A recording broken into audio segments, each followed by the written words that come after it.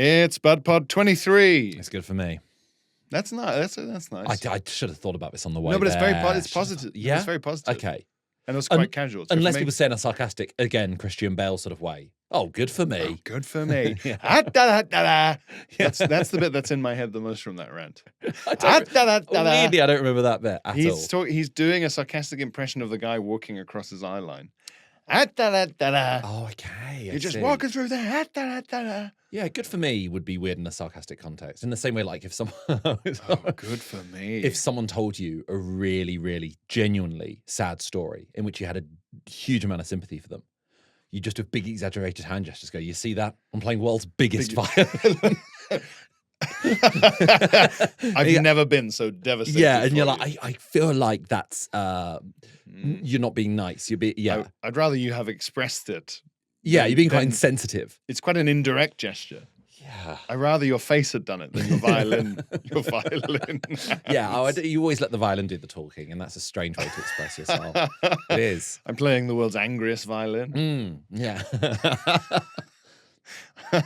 I'm seeing you in normal clothes, and the last 2 times I saw you, you were not. Me? I wasn't. Yeah. What do you mean? Well, the last time I saw you was on Friday and Saturday for 2 separate Halloween events. Of course, sorry. I thought back to the last recording. And was I wearing like a fucked up jacket? Like a night shirt. It was like a long night shirt. Well, I was wearing a long night shirt at the Halloween party we were at. I was dressed like in an old lady's sort of nightshirt dress thing for being the big bad wolf dressed as grandma. Yeah, I said you look like Anne from Little Britain. Yes. And I thought it would be really funny and malicious to go around the party telling everyone you'd come as Anne from Little Britain because it makes you look weird.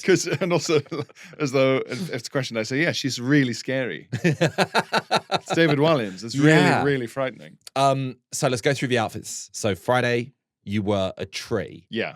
Now, you told me you were going as an Ent. Well, I said I was going as an Ent because there was a period in which my fiance's plan for matching outfits wasn't going to happen. Right. And I already had a big tree costume. Yes, and that was quite integral to her outfit. Yes. Yeah. And there's a Taylor Swift pun about her song about a penis. It's the redwood tree. Yeah. Your fiance made you come to a party as Travis Kelce's dick. Yes, I went to someone else's penis. I think that's one of the nastiest, most toxic things I've ever had someone do in a relationship. I think it's abusive. I've come dressed as a penis. Yeah. Whereas yeah. I went as an anatomically correct, different NFL players. I went as Tom Brady's anatomically correct penis. Yeah, and it was like a kind of scaled up Madame Tussauds thing. Yeah. It wasn't even like, oh, his head's poking through or whatever. It's like, no, I couldn't see a thing. It looked like I was trapped inside a penis. Yes, trying to punch my way out, yeah. Awful costume. I could see your bare legs. So I guess you were wearing shorts in there. Yeah. But otherwise you were encased in wax. And the back half of you was bigger because you had to have scuba air. Yeah, and the worst thing is that, like, at least you knew the person whose party it was. They didn't know me, and I wasn't invited. Yes, that's true. Really hard. I hadn't thought of that. Thought it was really, really difficult, and they didn't like it at all. You could only have seen out of that costume if the penis had become erect, but there wasn't time to build that mechanism in. And then you would have had a sort of telescope. Yes, it's sort of telescope, and I would have been sort of pedaling away as it sort of like rises slowly, like like an exercise bike powering a light bulb or something like that. Yeah, or like those old drawings where it's like a guy on a bike and it's powering a sort of flapping aircraft. Yes, made of balsa wood and cloth. Yeah, and then you would have been able to sort of telescope, but then it would have been very farcical and fun because as you would turn to look at who was speaking to you, you'd knock over people and spill their drinks. And yeah, like someone holding a plank of wood over their shoulder in a pantomime. Exactly. The worst of the characters in a pantomime. Yeah, also especially bad on a panto when you see someone doing the plank of wood joke on a vast stage with more than enough room. Yeah, you had so much space to not do this. Sorry, you're performing to people who have paid through the nose. Pantomimes are so expensive. Yeah. So expensive. Julian Clary does not demand a small fee for these things. No. And sorry, you're taking a break from the show to do some DIY. You need to do this plastering now. Now. That is always the bit, isn't it? Oh, I've got to repair the stage, boys and girls. Apparently it is a thing. I was in a society at uni where I really wanted to do plays. And I thought in my first semester, I maybe don't want to get involved in like the really serious, wanky side of student theatre. Just want to do something slightly more fun.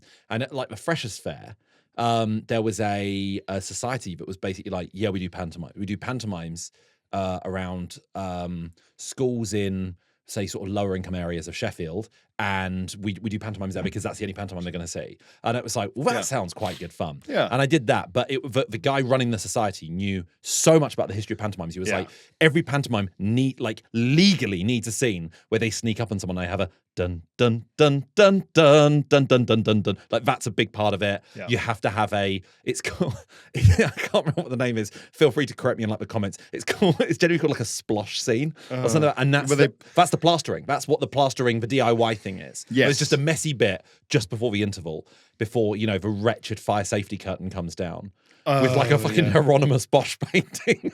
Yes, yeah. I hate that about theatres. A painting from... and I really don't like the theatre already. So even the bit of respite I get with the interval, I'm like, oh, it's a horrible curtain.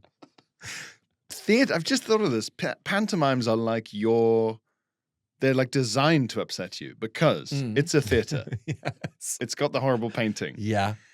Borrowed public domain jokes. Borrowed public domain jokes.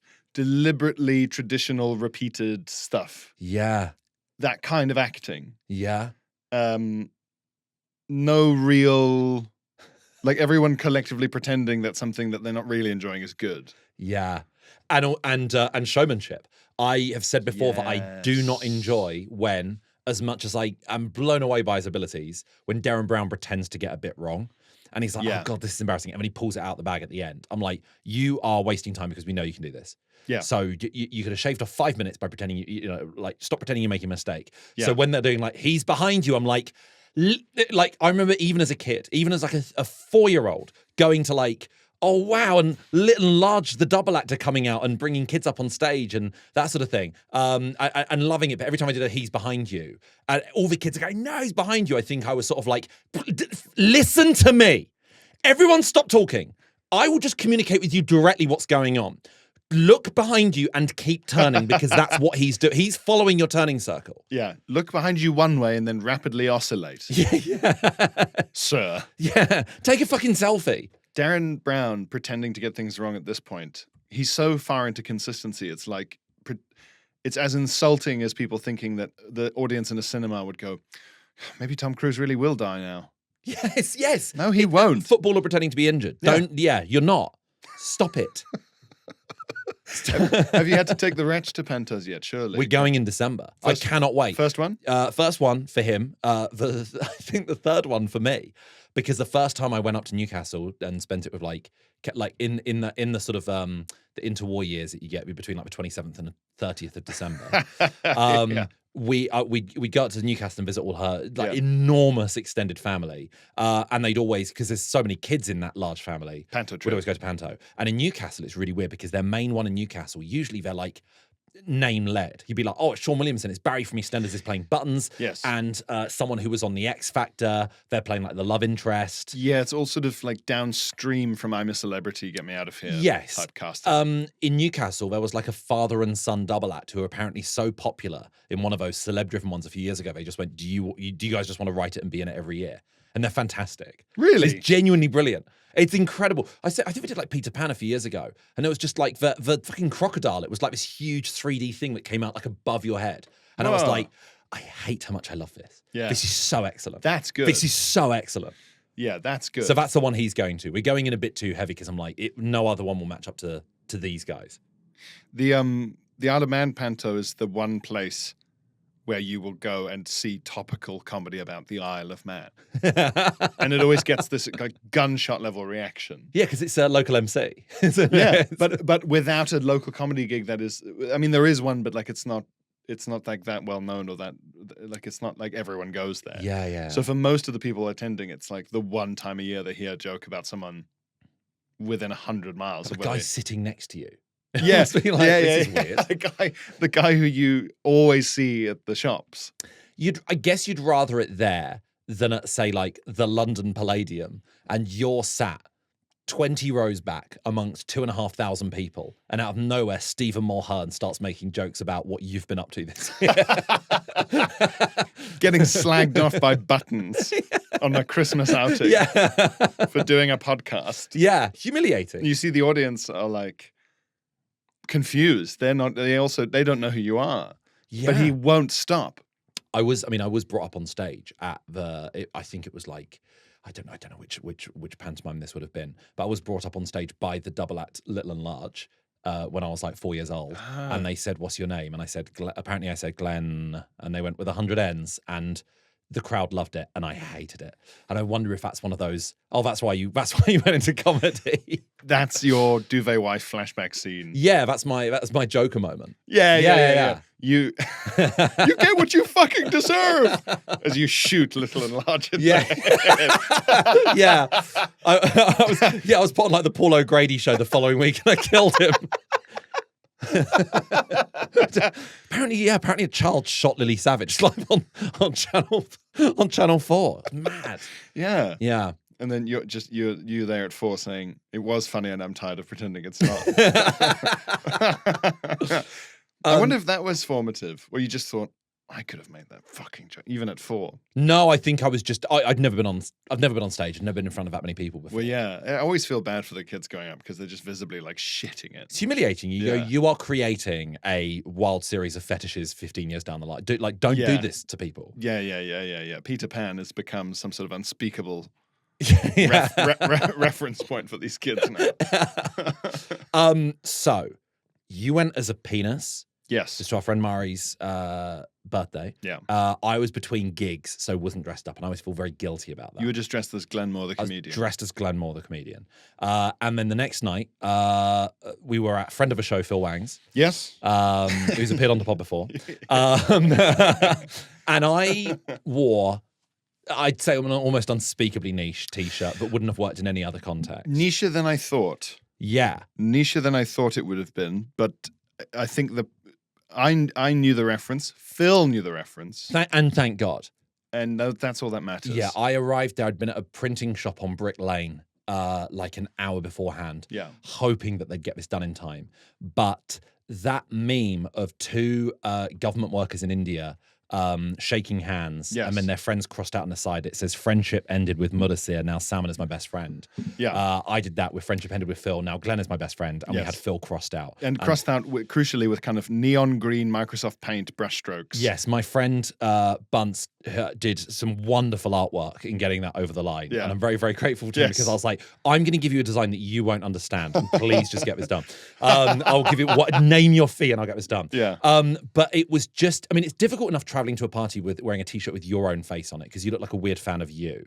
Yes. But also it's also so dreadful when you're at a Halloween party or any fancy dress party, having to explain your outfit to every single person, and it becomes so embarrassing. It's sort of inevitable though, because Ed Gamble was there, and he posted his incredible outfit as the aunt from Weapons. The aunt from Weapons, and it was perfect. It was so good. Yeah, but also like, we were that for him, right? Like, because only you and me and a few other people had seen Weapons. Yeah, and everyone else. It was like, oh, you've come as, who's the artist? Cross-dressing artist? My brain's just saying Grace Kelly. It's not Grace Kelly. Grayson Perry. Grayson Perry. There we go. I have Alzheimer's.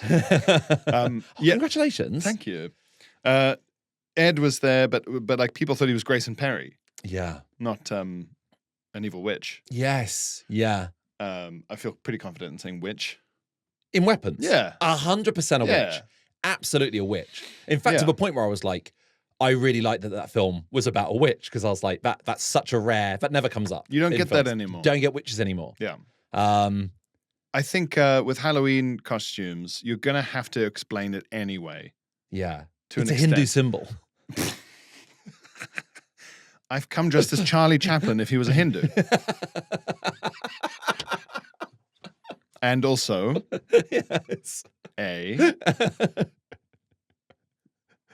Iowa State Trooper. They have brown uniforms. Yes.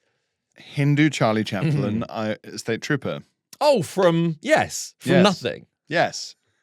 My views have nothing to do with this costume. That's a good thing to say to people. And my dog has gone as Debbie Harry. Or Blondie, I guess you could say. Yeah. That's a good thing to say to people at a Halloween party. Oh, from nothing. You'd devastate someone. Yeah. Oh, like from nothing. Yeah. Oh, I saw that in nowhere ever. From nothing. What's the most effort you've ever put into a Halloween costume? I mean, fucking spending money on a t-shirt getting printed, despite the fact it was like I could wear a jacket over the top and I just wore normal jeans and shoes. It was fine. I really like niche ones that needed explaining. Me and a friend at uni, it was Christmas themed. Yeah. And we went as Robson and Jerome because they had a Christmas single. Oh, this would have been, you would not have been in the UK. This is one of those moments where if I was at the party and someone said Robson and Jerome, I would just go, oh. Yeah, it was. So two actors that you've seen on things probably most recently, like, I know one of them was in like an episode of Black Mirror. And they were in things like, not necessarily, but adjacent to Alfie Zane Pet. That was their sort of, it was Robson Green and Jerome Flynn. Two very sort of prominent like ITV actors. Yeah. And out of nowhere, in the 90s, they released a cover of Unchained Melody, and it was #1 for my entire fucking life. It was insane. It was insane. Right. I think the 90s had 3 #1 singles, and it was that fucking Wet, Wet, Wet one from 4 Weddings and a Funeral. Yeah. Then it was Unchained Melody, and then it was Cher's Comeback. With Believe. It was those 3 every single week. And because like so much of TV and radio was dominated in the UK by the charts, and so Sunday night all radio stations would play the chart. And on Friday night, if you watched like Top of the Pops, it was like they had the chart. So it was just like you heard these songs all the time. Right. So for some reason, inexplicably, they just had this single. And then they released a Christmas song called, I think, I Believe. And it's got the only lyric I know from it is or touch a leaf, which is a weird line. But we went as just 2 really 90s looking guys in Christmas jumpers. And you know it's a bad and niche Halloween outfit when you need to have name badges to explain. Yeah, that's like when you have to put labels in a political cartoon. Yes, exactly. And they have to keep writing the budget underneath a big balloon. It's Prime Minister Choppy Water. The Choppy Waters is democracy. So democracy. So it's Choppy Waters is in trouble. Yeah. Oh man. So, but the nice thing about Robson and Jerome is we didn't need to stand next to each other because you knew it's like Ant and Dec. If you see the word Jerome or Robson, you know no one else is called that. No one else is called that. So that was like one I took pride in of being incredibly niche. Yeah. I went as my most humiliating one, going to as someone who was 6'3", went as Mr. Tall to a Mr. Men themed party, painted myself entirely blue. I got there, and a guy who was 6'7" had also gone as Mr. Tall. And I think we'd never met. That is the nastiest thing anyone's ever done to me. That is the most unreasonable thing. I was like, you fucking cock. How dare you be here? That is horrendous. Isn't it? Did you do the solution that I'm thinking you did? Or did you just lean into it and go, yeah, I guess I'm Mr. Second Tall? I considered just going home. And then I was like, I think traveling home alone and blue physically would be more degrading. And I just had to wait it out. And I was like, can I just wrap myself in loo roll and be Mr. Bum? I was literally going to say that I would have immediately gone, I'll be back in 2 minutes. Yeah. And then just gone, all right, fine. It was utterly degrading. It was utterly degrading. And then I went back to a friend's house afterwards, and her and I had to buy her housemates, or rather buy them a new like throw for their sofa because I got their sofa completely blue. What the fuck? Really? Yeah. It just all came off? All just came off. Fucking hell, yeah. Man. I had that with... looking back, one of the worst nights of my life. Which implies a very sheltered and fine life indeed. No, I think that kind of thing sticks in people's heads. Because you go, I don't think this has happened to anyone else tonight. Or ever. Well, because also you go, like, I don't think it was hubristic of me to go to a party as Mr. Tall. No. Statistically, the stats were on your side. The stats were on my side. And this was in Sheffield. It was in Sheffield. Famously very small. The north is shorter, I think. They weren't all from Sheffield.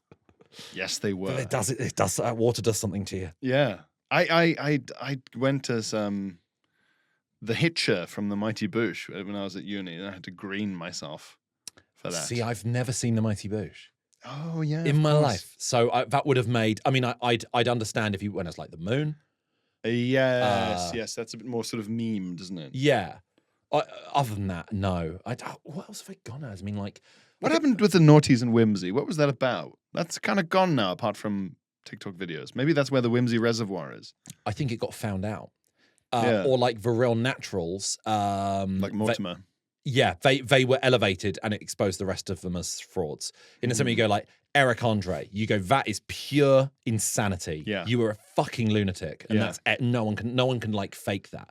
No one can, without warning, suddenly fire blanks from a gun. Yeah. And like try and break in somewhere. And yeah. Whereas if you're like dipping a lump of cheese into some jam and going, ooh, ooh, like, yeah, that's gonna get found out. Yeah, that's true. That's true. Although I think the Mighty Boosh was good, but I suppose in fairness, I'm ascribing to it a kind of massive cultural dominance that it only had for me because I was a fucking nerd. Right, okay. Whereas in reality, it only got made because there was some budget left over for BBC 4 or something. Like, it's not like it was a flagship But show. I remember meeting Naboo. Oh, yeah. And everyone at uni like losing their minds that I'd met him. And I was like, this means nothing to me. And it should have done in the same way that I once, when I was walking past the Crucible, obviously the big snooker venue, but also their main like theatre. And there was a man standing outside the Crucible once, and there was just a queue of people getting a photo taken with him. And I just thought, well, yeah, why not? Had no idea who it was. Got a picture taken with him, put it online, and no one knew who it was. And it was like, what was that? It must have just been to this day, do not know who it is. Niche snooker player. No, I looked up with like any of the big ones, like Steve Davis, Ronnie, none of them. Never seen this person since. That's fucking weird. No, I think it was just a roll on effect. It was like mob mentality. We need to do an appeal. Yeah. Oh, there'd be a very funny prank to pull on someone. Yes. You get 10 of you to all go do that to your friend, so other people start doing it, and it just keeps going. I wonder if they would, yeah. I know a lot of people who dislike Halloween because in the UK, we've managed to import the part of Halloween where people shoot fireworks at the police, but not the part where the entire neighborhood becomes a charming playground of imagination for children. Well, apparently that's not really happening in America at the moment because, like, you don't get suburban homes owned by people who are of having kids' age. It's just full of old people now. Fuck yeah! Everyone's renting in like a block of flats. So you're probably getting it within a skyscraper, but you're not getting it on the streets. Apparently, it's like kind of emptied out. Whereas inexplicably, I said this before, like in the part of London I live in, there's like a big American contingent who all go home for Christmas, so they don't get the opportunity to have a big festive build-up. America Town. Yeah. You lived in America Town. So they go massive on Halloween. And as a result, my road is usually just absolutely full of just, like the doorbell just keeps going. You have to spend about £40 on sweets. I panicked when I found out Katie had gotten rid of this enormous like mixing bowl we had because I was like, what are we going to put the chocolates in? We don't have a receptacle big enough for, every year we've spent so much on chocolates and also then had to like Deliveroo more later on because it's just, it's waves of kids. It starts at like 4 p.m., 5 p.m. at toddlers. And then obviously like up till about 12 years old. They're then like 8 p.m. But it's relentless and it's all very good natured and it's nice and it's not a terrifying, like in Croydon when I was a kid, it's like a real lights off all night. Yeah. Do not make a fucking noise. It was like being in the road. It was like, Halloween in the UK is like the scary version of Halloween in American dystopian films. It's the Purge. Yeah. It's the Purge. For one night, silly string is legal. But for 24 hours, you can egg houses. For one night, shooting metal BBs at windows. Yeah, it's crazy. It's such a shame. It's such a nice. Whereas we're moving, and so I'm gonna miss that element. But I was talking to you can't. I will say to anyone listening, the part of town, America Town, where Glenn lives, you can't really get a good burger anywhere else. So if you visit London, I recommend going to where Glenn lives. We're going to provide no further geographical information. What's America Town? They know everyone knows. It's America Town, yeah. If great burgers, fries, cuisine, hot dogs, you can't get them anywhere else. Just go to America Town. I was saying to our friend Murray, whose birthday it was on the night of Halloween, that the issue was I came straight so I had couple of gigs either side of a party, but also earlier on that evening had taken the Wretch trick-or-treating. Yes. And exactly the same thing happened as last year, which was he lost his nerve. He was dressed as a wrestler, but he lost his nerve and at each door would be like, I don't want to go, like, you do it. So we had a complete reversal where what's meant to happen is whenever you open the door to kids, a kid is knocking on your front door, a parent's at the end of a driveway just making sure. What happened this time was an adult would knock on their door and a 4-year-old was stood at the foot of the driveway and just tentatively watching. And it looked so humiliating. Saying like he was supervising. He was supervising me, making sure that you were safe. And the worst thing is when I was like, well, obviously he's not into it, so let's go home and let's just receive trick-or-treaters because that's fun because he can hand out all the chocolate. The doorbell would go and he'd be watching TV and he'd be like, you get it? And it'd be like, what part are you playing in this? You are not involved whatsoever. And I was saying that like... You're just forcing Halloween on this. What's fucking Christmas going to be like? What, he waits at the end of the department store Santa queue while I sit on his fucking lap? And he's just going, just tell him I want... Yeah. Just read the list. No, the green one. It's the green one, yeah. Just give him the list. I just looked so weird. Your own kid asking, like, can I just have a ready meal? Yeah. Like on Christmas Day. Like, yeah, I guess. Yeah, it's that. It's just a refusal to really engage in what it's about, what you're meant to be. You know, you're missing the point. Get him a BB gun and a horror mask. Yeah, he can have a real Croydon Halloween. Let him loose. Croydon Halloween. Croydon Halloween is funny, man. I got to experience it for 18 years. Croydon Halloween is so it's so scary. It's so weird. It's just a real chill emerges the night. It's like get home, close the door, fucking lights off. Let's go to the room at the furthest to the back of the house. It's so shit as well because it's like Halloween is very scary around here, and you go, is there like a cool local monster? Yeah, or like a myth, like a cool local urban legend, or maybe even. Nearby, was there like a crazy axe murder 100 years ago tonight? And they go, no, just it's the same as everything that makes you afraid the whole year, which is to say, like frightening, like kids that you have in a big group and you have to walk past them, or like really angry, kind of bald blokes shouting at you. It's all that. It's that. It's the same as whatever would scare you outside a pub, but now it's coming to your house. Yeah, it's home delivery. Yeah. We're delivering. It's Deliveroo. We're delivering social disorder. Yeah. to your house. So you go, normally I have to go to that bit of waste ground to experience. Yeah. That bit behind the train track. This level of abuse from a drunk 28-year-old. Katie and I were having this conversation months ago about, like, in terms of spookiness and perceived spookiness, when does a hotel get to legitimately claim it's like haunted and that's a selling point? Yeah. Do you know what I mean? If you go somewhere like York, I'm booking accommodation at the moment because I'm on tour in York in January, and it was like, where shall I stay? And so many of them are sort of like the most haunted hotel. Yeah. But it's like if you went to like a motorway Holiday Inn and they were like, it's the most haunted Holiday Inn, you're like, why? They're like, oh, a maid got like stabbed last week. You're like, oh, what?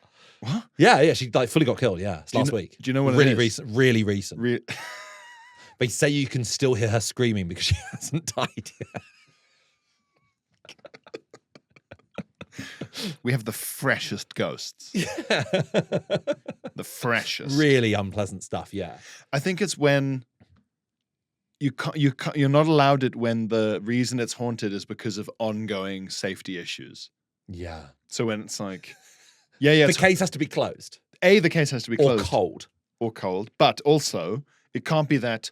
Well, yeah, because there's this thing in the hotel central locking system where all the rooms that have doors that go directly onto the car park don't lock. And you go, right, well then that's not haunted, it's unsafe. Yes, yeah.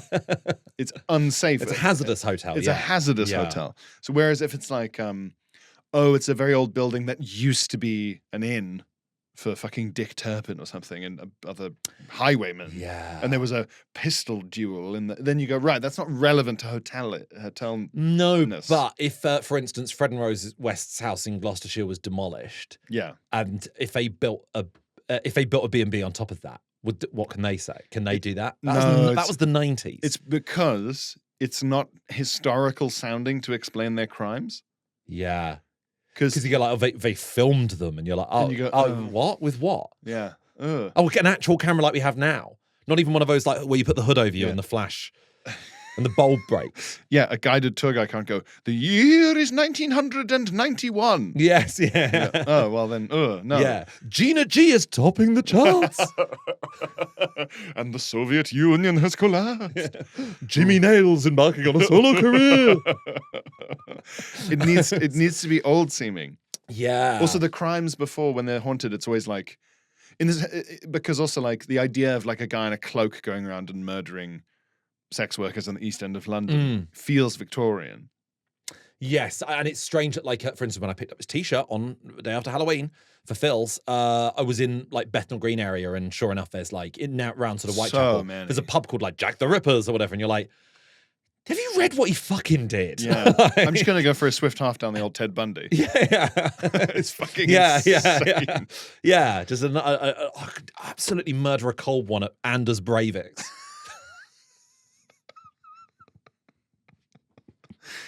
The Yorkshire Ripper does a great roast. I've met him. he had me around.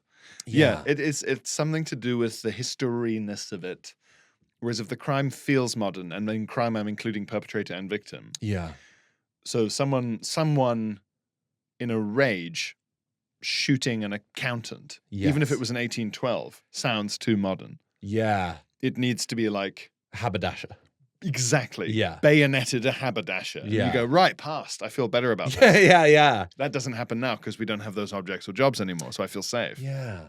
Whereas, I think Jack the Ripper is the exception that proves the rule because of how fictionalized and sensationalized it is. But what happens if it's a job that we don't have now, but it's still like, oh, he killed someone, a sales assistant at Phones for You.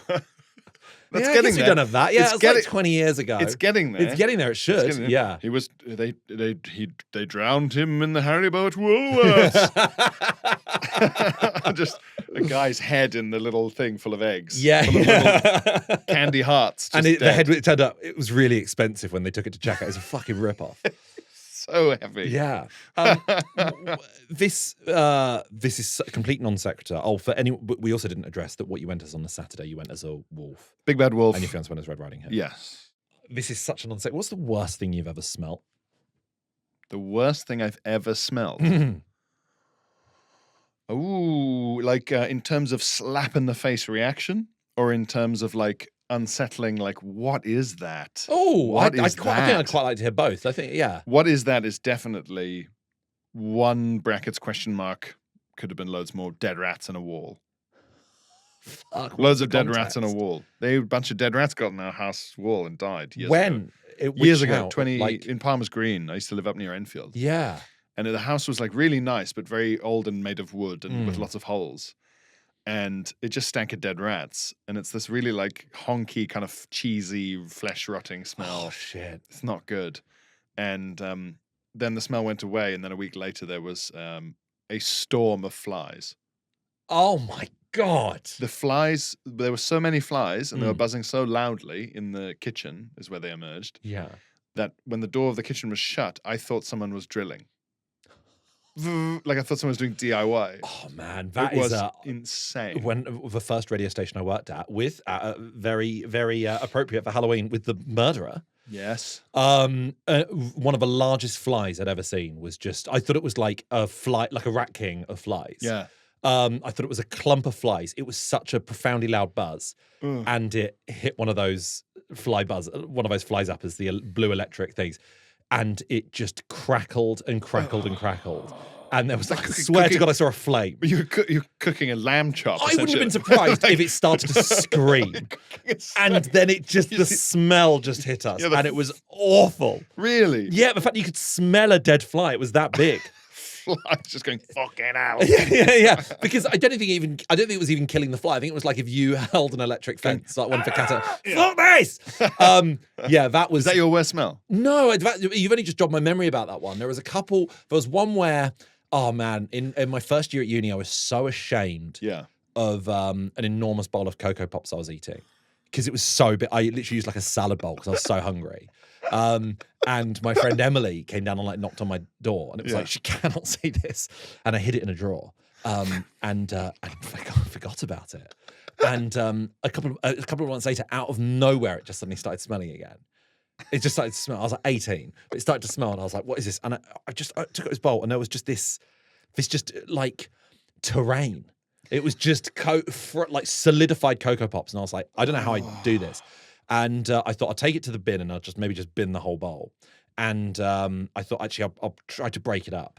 and I accidentally like broke ground. You broke the seal. Yes, and it turned out the milk was still liquid, like underneath it. Like there was that mushy brown, and that really hit me. And I think I instantly was like, I need to be sick. That was really bad. Usually, a story's protein shake seems to be the worst one. I've known people who've been like, I have to sell my car because I spilled a protein shake. An old protein shake, yeah, because apparently, the breakdown of enzymes is the same as the process of a human body decomposing. Yeah, it's just little protein strings getting decayed, but really quickly because they've been powdered. Yeah. For the sake of your little drink. So yeah, an old protein shaker that you don't rinse out from the gym. Honks. When I was about 9 years old, we got on a bus to Tooting. I don't know why we were going to Tooting, but the bus was pretty rammed. And my mum and my sister sat together. My dad was at work, and the only place to sit was just next to a random woman who was like my mum's age. And then there were two elderly men like in front of us, but elderly men dressed for the pub, like in sports jackets, but they're not going to an event. And that is absolutely the worst smell I've ever encountered in my life. The only thing I've really encountered since is like ammonia, like smelling salt test, like car park stairwell. Yes. Really ancient piss. Yes. Ancient piss. I was going to say, actually, I once had to share transport with someone who smelled like fresh, medium, and ancient piss all at the same time. But to the point where someone I was with put a scarf over their face, like it was like intolerable. Like slicked back, gelled back hair or whatever, but maybe in like their 80s. Yeah, and the smell was unbearable. And the woman sat next to me got up and she went and like whispered something to my mum, and I was like, "Am I getting told off for this? Like, what has happened here?" And I felt like I was on the verge of tears. It smelled that bad. I've never been in that section before. I was like, I'm gonna cry because I was like, the smell was so bad. I was scared of the men. Yeah. It was so profoundly bad. And then when we got off the bus and I like eventually like took a deep breath, my mum was like, that woman came over to me and was like, "I don't want you to think I'm moving because of your son. Those men smell. I've never smelled anything like that in my life." Yeah. And she said to my mum, and I've never encountered that smell since. That was like insane. You thought she was going, "You need to scrub your son. You need to wash your son. Yeah, please wash that boy. I cannot wash this boy. This boy is my son." No, it's irrelevant. You can. That's that. Like, don't. Doesn't matter who. Yeah. Sometimes smells really nice in the original context and then become dreadful afterwards. Obviously. Yeah. Have you ever been to the? I mean, it is probably the only one. The fondue restaurant in London, in Soho. No, I really want to. Yeah, because it looks like some sort of Swiss barracks or something from like the 40s. It looks like where Michael Fassbender fucks himself over in Inglourious Basterds. Absolutely, it looks like German tavern, and it's got that thing of like, well, it's already cozy, so it doesn't matter that everything is raw wood because that's what it's like on the skiing slope. Yes, it's just raw wood. Very alpine. Yeah. Katie and I went there once because I was like, I just need to go, and also I was, I'm fine going to restaurants on my own, like after a gig. I have no stigma, no qualms, no shame about that. Yeah. But fondue is a 2-person job, and everything on the menu was like brackets for 2 people. Fondue on your own is a turning point. I didn't think that's sad. I did it when I was doing gigs in Switzerland because I was like, there is no other choice. Yeah, it's either this or I don't get fondue. So it's like I will be doing that. The restaurant is lovely. It's carpeted. Which is bonkers for like. It's so strange that Wetherspoons is carpeted. They've got a big stink sponge. But you go Wetherspoons is carpeted because those tramps would slip on pints. It's an anti-tramp slipping device in Wetherspoons. Oh, do you reckon it's like spikes? They have. Oh man. No, it's just because otherwise, like, how many trip and fall injuries do you think you'd have in Wetherspoons? You know. Yeah.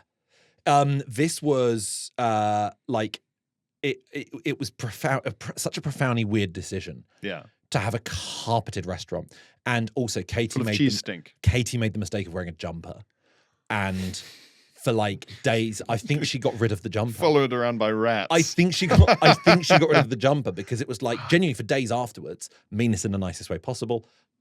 Like, I love her more than anything else in the world. She's like a stepsister to me.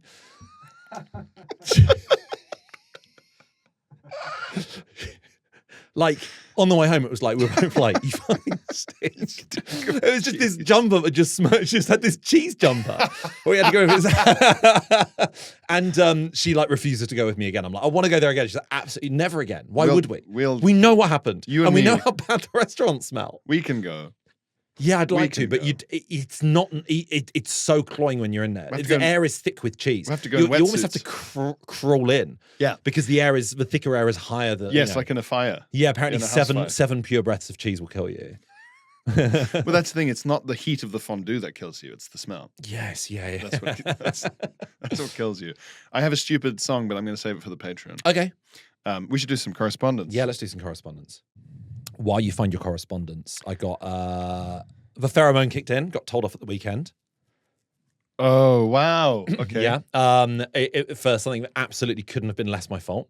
Was on tour, arrived at the venue, and in one of the rooms of the venue was like a talk that was being given. This was like, I arrived hours before I was due on stage. So there was just a talk being given to just a small collection of like elderly people. Yeah. And the guy who was showing me around to the venue, I basically sort of went, because there was a talk going on, I was like, so whereabouts, which venue am I in? Whereabouts do I need to go? And he was like, oh, yeah, so the venue you want to be in is just over there. And I was like, shut up. There is a talk going on. And people were like looking around to like look at us. Yeah. And I kept being like, so basically, do I just go up the stairs here? He was like, yeah, just go up the stairs. And eventually the woman giving the talk went, could you both please shut up? And like directed it at me. And it was like, this is the venue guy. Yeah. What's wrong? Genuinely, what's wrong with them? They're so they behave like the people doing things in venues are like these weird ghosts that will go away. They'll go away eventually. Yeah. They have no like at the Fringe a couple of times, like two tech people in the middle of my show having a loud discussion, both of them, to be fair, not like your situation, about what was wrong with the tech desk. To the point where I had to be like, what's wrong with them? What's going on? Do this not in my show. I'm also just not in a position. I'm trying to get better. Like, I should have just gone, fuck off.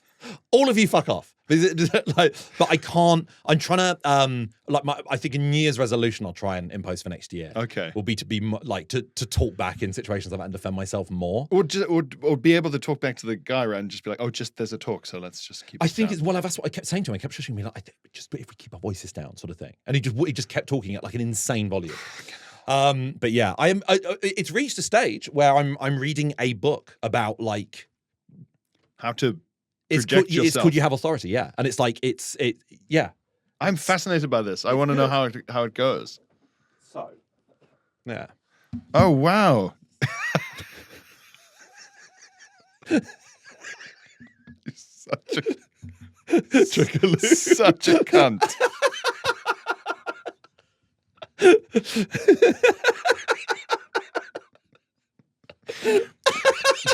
Did you even get in trouble at the venue? Yes, I did. That's all true. That's all true. Okay. Oh, otherwise that'd have been shitty. No, I was like, that has been in my fucking bag for weeks, and there's been no opportunity on any episode to bring this up. For the listener, it's that you do have the authority here. The Jackie Weaver book, written by Jackie Weaver herself. By Jackie Weaver herself. I've worked with her. Oh my God. It is fucking bonkers. I've only scrolled through. So, if my sister is listening, Janelle, stop listening.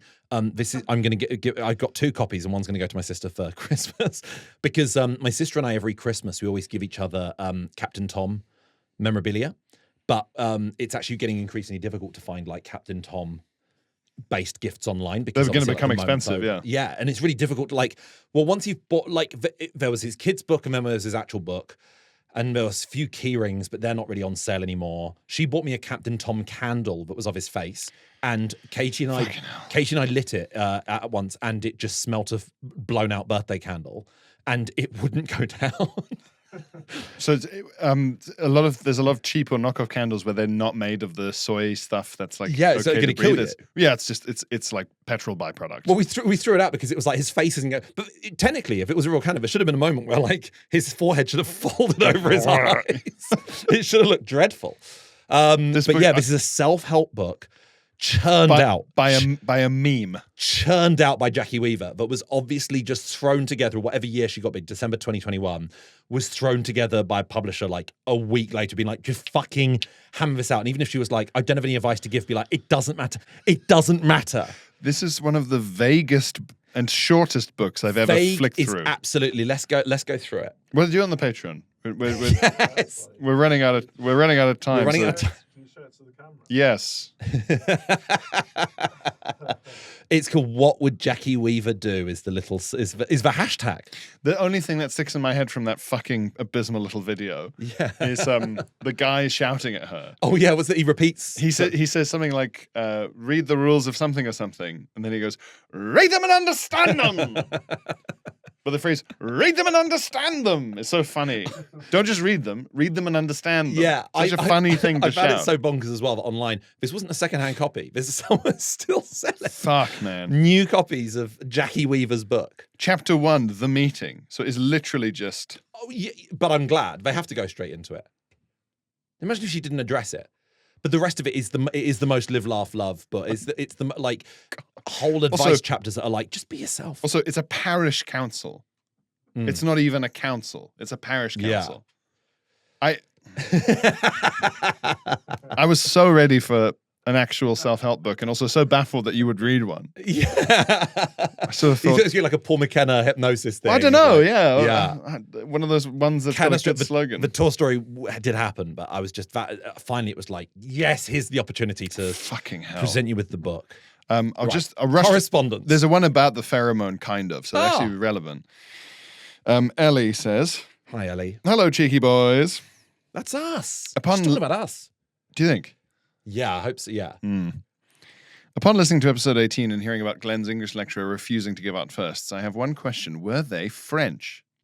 No. When I was I would leave it there. Okay, I've answered the question. Yeah, that's fair. All right. Well, thank you, Ellie. So there you have it. That's all we've got time for. Thank you so much for listening. When I was 7, after too many glasses of wine, my parents thought it'd be character building to pluck me from Greater Manchester and move us to rural France. Wow.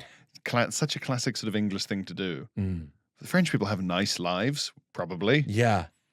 French education was definitely an adjustment, as singing and colouring in was replaced by standing on a chair and reciting your times tables and doing laps of the playground for being insolent. Yes, I love it. Insolent boy. Wicked boy.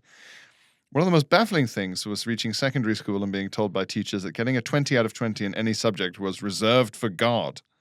And that 19 out of 20 was for the teacher. So the best we could ever aspire to was an 18. Now, I understand how you can game that to fuck with students in an essay. Yeah. Because you can just say, well, I don't quite agree with your point. But in, like, maths, if the answer is right...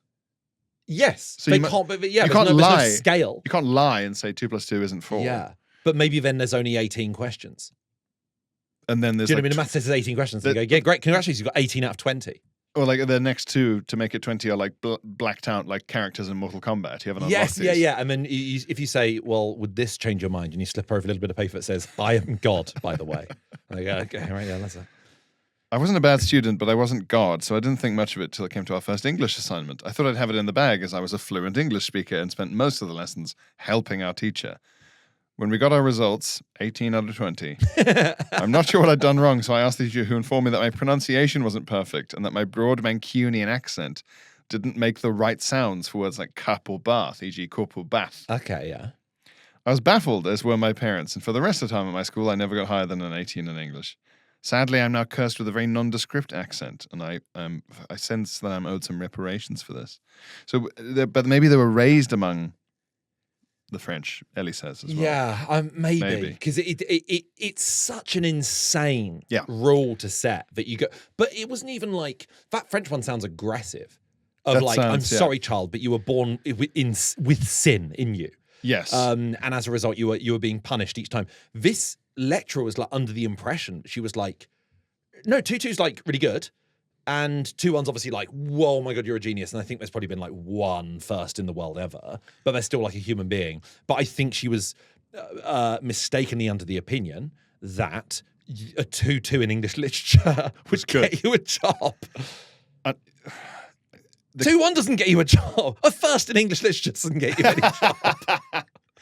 Well, let's go to the lecturing department of the Patreon now. Thank you very much for listening, guys. If you subscribe to the Patreon, you get an extra half-hour or more episode a week and a George Pod a month. And then within the Patreon, there are extra levels like movie watch-alongs and stuff that we're starting to introduce. So keep an eye out for that. Yes. Oh, and come and see me on tour as well. Yeah. When this goes out, the Wednesday this is going out I'm at the Norwich Playhouse tonight, which is sold out. But also this week, I am in Cardiff on Sunday, and there are tickets left, I believe, at the time of recording. It'd be lovely to see you if you have a Sunday evening free at the Cardiff Glee. Lovely and rhyming. Mm-hmm. The Silence of the Lambs watch-along for Tier 2 of Patreon will already have been out for 2 days by the time you're hearing this. So do get to that level if you're interested in watching Silence of the Lambs with me and Glenn blabbing in your ear the whole time.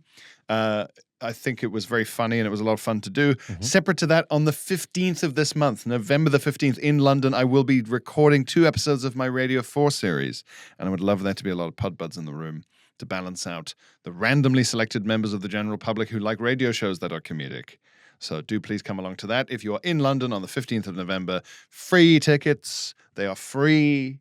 You just need to sort of submit your information into the link in the episode description. So hopefully see you guys there on the 15th of November. Mm-hmm. See you guys later. Thank you very much for listening. Okay. Absolutely insane. Absolutely insane.